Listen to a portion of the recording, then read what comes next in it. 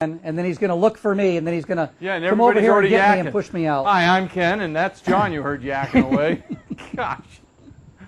Well, I'll go over and get him because he's not coming on his own. Hi, Ken. I can't get down from here.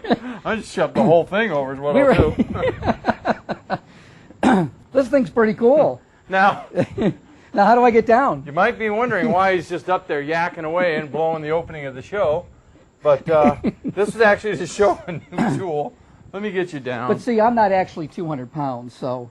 Now, you going to do this without dropping me? You're lucky Karen's here. I'm letting you go. Oh, look at that smooth action. This is the cab jack from Marcon, and this is a cabinet installation helper. It's great for anybody that's working alone. But we'll talk about it in a minute. Okay, great. That's right. We're going to talk about our field trip, right?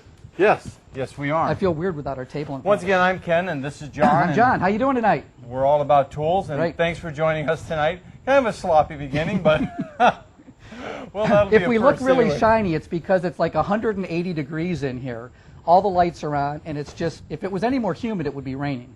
Yeah, I know I'm dripping sweat. That's right. So for all you folks out there in the desert Southwest, hey, thanks, you're lucky. Absolutely. But anyway, last week we were able to go on a field trip. As you know, we're getting ready for our Granite 101 show, so we're really doing a crash course on learning about stone. Right. And last week we had the privilege of going to the granite capital of the world, which is Elberton, Georgia, a town probably nobody's heard of, but they're slowly just mining it and shipping it all over the world. Right. So, but it's a granite capital because of all the monuments they've shipped, not countertops. They've shipped over 1/3 of the nation's headstones come from Elberton. well, but not just headstones. They make mausoleums. Yeah, mausoleums, all kinds of monuments. statues, Right. all kinds of crazy That's right. stuff. And granite chips. And now Granite countertops. chips. We went That's to a right. huge countertop facility. Absolutely. Actually, one of the largest. It was ones I've amazing. ever It seen. had to have been, what, 1,000 feet long? 2,000 feet? It was long. It was very long, yeah. We have some great pictures, which you should be able to see on the website for too much longer, right? Before too much longer, yes. So, another empty lie. But no, it'll be right up there with the Oxley. That's right, and we have that today, actually. But people don't know what that is, so. Yeah, but it only took 6 months. That's right, absolutely. But anyway, going to Elberton was really an eye-opener. You begin to realize how big the granite and natural stone industry is. Yes. But even more importantly, you really realize that there's almost no difference other than tooling and a few technique differences between working with solid surface and working with engineered stone. That's right. And Ken and I decided that what we're going to do, for a long time, we didn't realize what it was like to work with stone. And we got a good education, and we realized that most of our fabricators, I don't say all of them, but most of them, are capable of doing granite countertops and quartz. So we're going to do a whole little article, if you will, about how to get involved in the stone industry, what tools you're going to need. And it's really simple, and I think a lot of people are staying away from it because they think it's difficult. So you have to watch for that. That'll be up on the website soon. And, of course, our 101 episode is going to be on.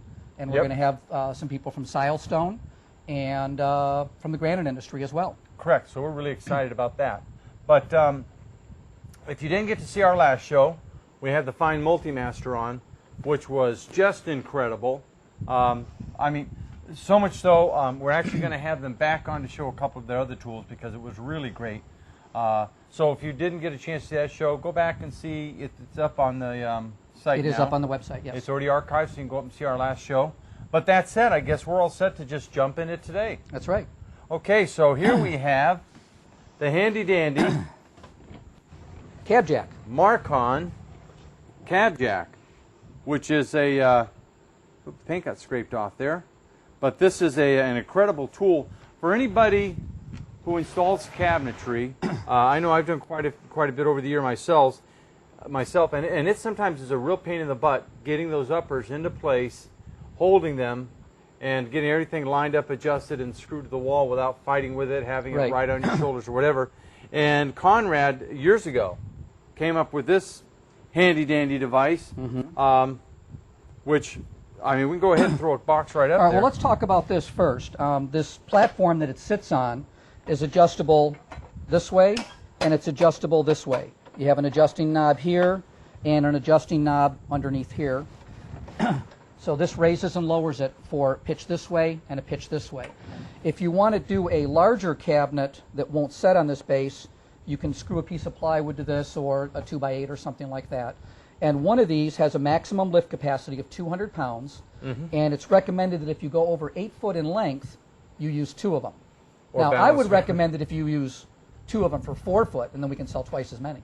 But Most guys, though, don't go work on cabinets that But long. anyway, your If you- lift would be down at the floor, and Let me show this real quick. If you're going to put the board on here, certainly you can use one that would fit within the cavity right, in front of your screw rail, easily fit in there, that could carry the cabinet. And once again, you can screw through these 4 holes, and that'll hold your board in place. that's correct.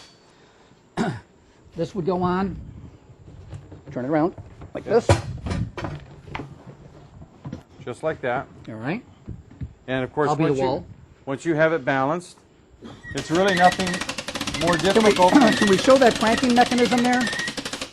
Sure. Let's turn this around. This is like a magic act. Show the crank. Yeah. You want to get in front? No. But no, it's a very simple system. You can see it's got a positive lock on the gear right here on the wheel. So once it's up there, it's going absolutely nowhere. Right.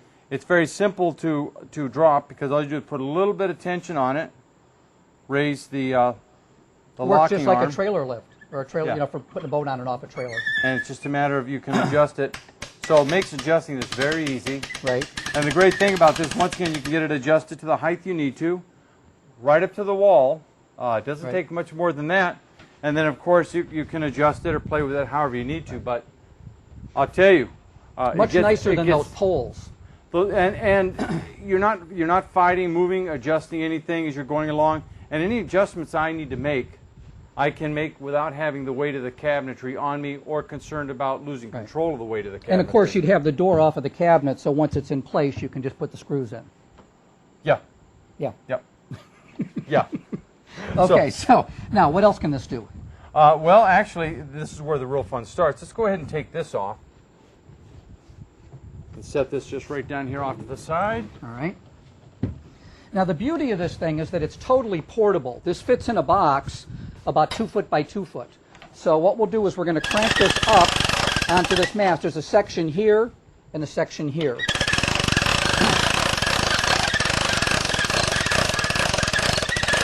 All right. All right, so we'll get that up out of the way. Okay. And then this one's going to lift off just like that. And I'll hold this. All right, and this right here, I'll just put my foot right here. I'll put my foot right here. Pull this off.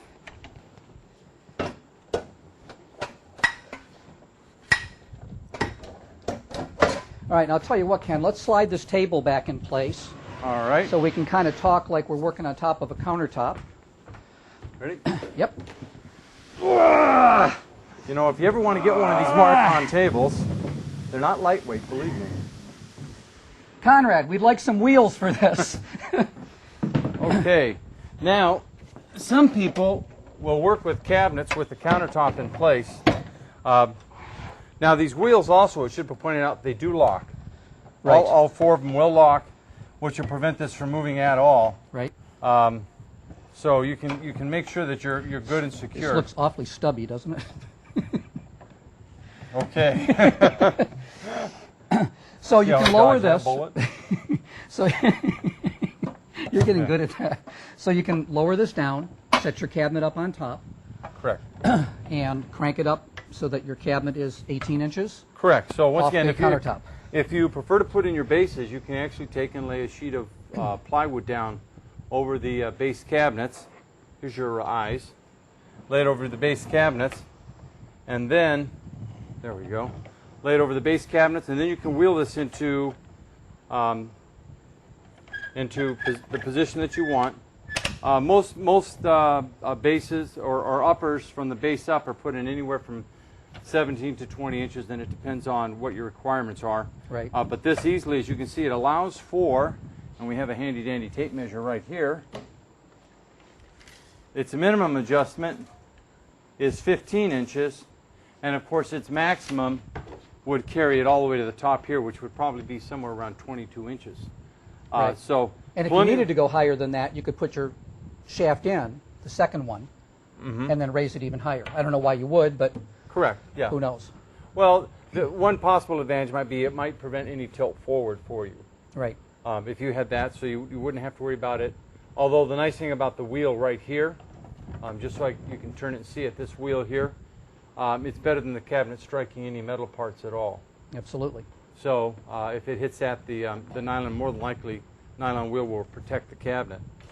So that's very simple. But now, once again, we've got a tool that will raise the cabinets from the floor up, right? Raise it from the countertop up, right? But wait, if you call it in the next 30 minutes, will it do more? It does more. Tell me what else it does, Ken. I know, I can barely stand the excitement. I'll lift this out of here. Okay, let's pull this up.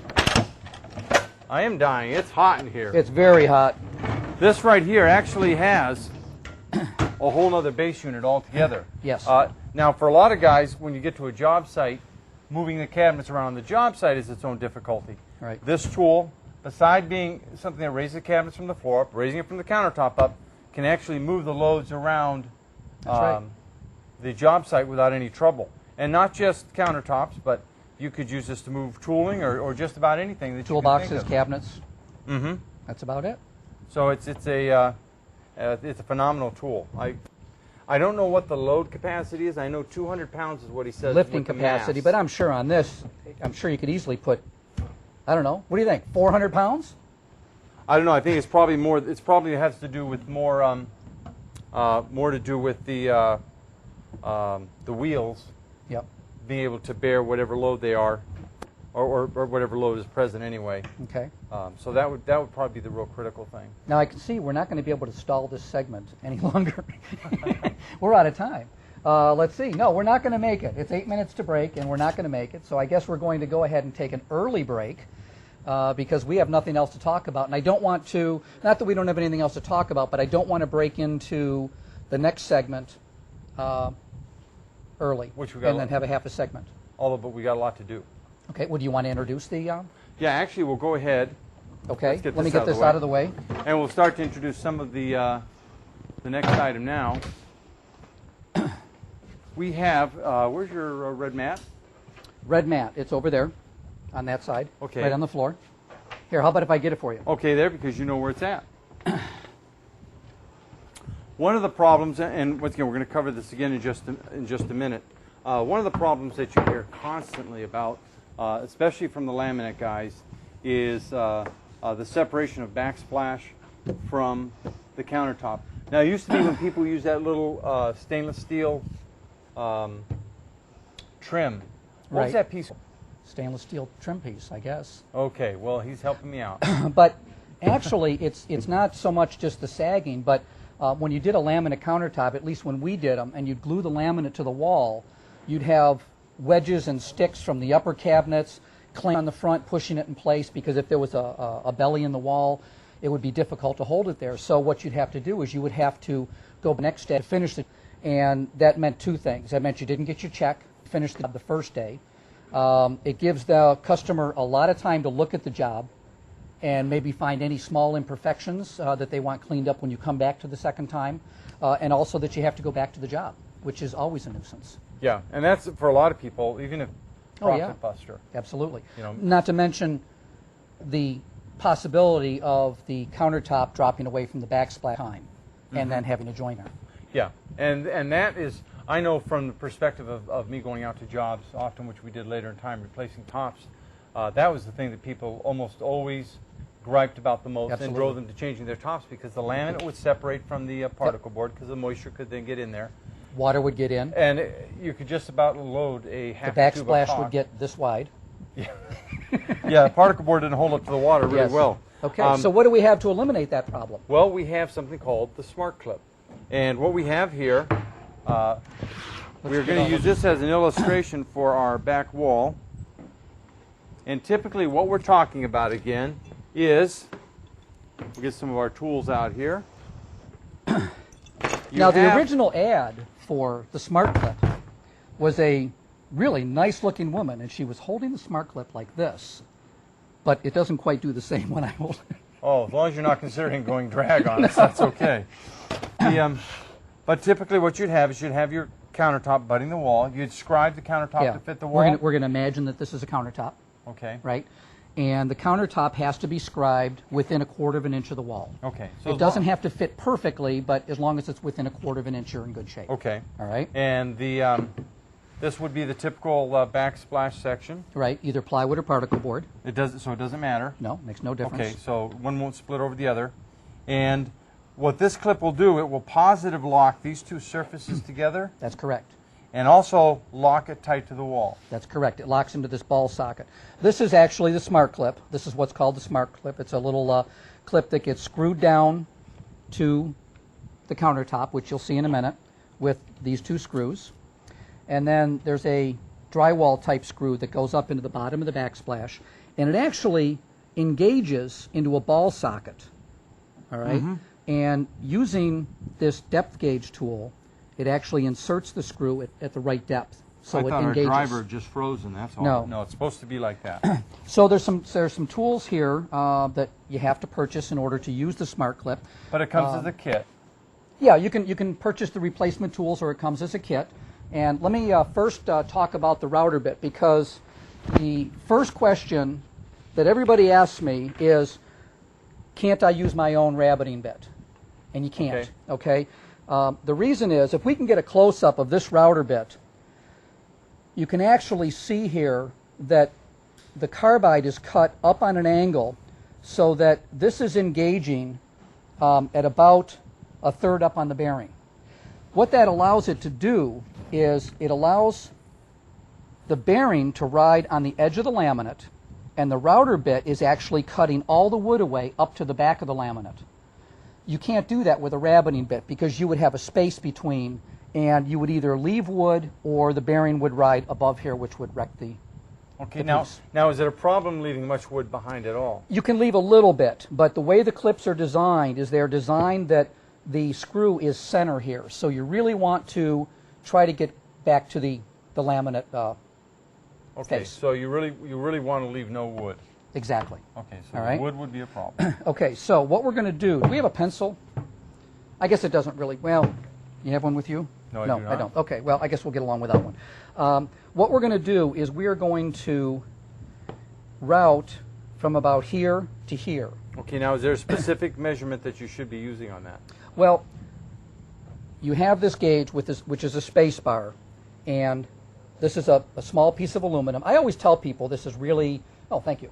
I always tell people that this is really expensive and you don't need it, but actually you do need it, and it is a big help, because what this does is not so much in the measurement from this notch to here for your first hole, but you lip this over the edge of your backsplash and you drill, and you're drilling dead center right here. This is a hardened bushing in this piece of aluminum. So really it puts every drywall screw dead center in the backsplash the way it's supposed to be. Now this is the drill bit that you use for right. that. Now they recommend that you put these about every foot, but what you have to understand is that if you have a belly in the wall that's not very large, you want to make sure that the backsplash is going to hold into that area. So you want to make sure that you have a screw at that. Now, so what we'll do is we're going to go to break right now, and then we'll regroup and we'll talk about this as soon as we get back on actually how this is done. Okay. All right? See you back in a minute.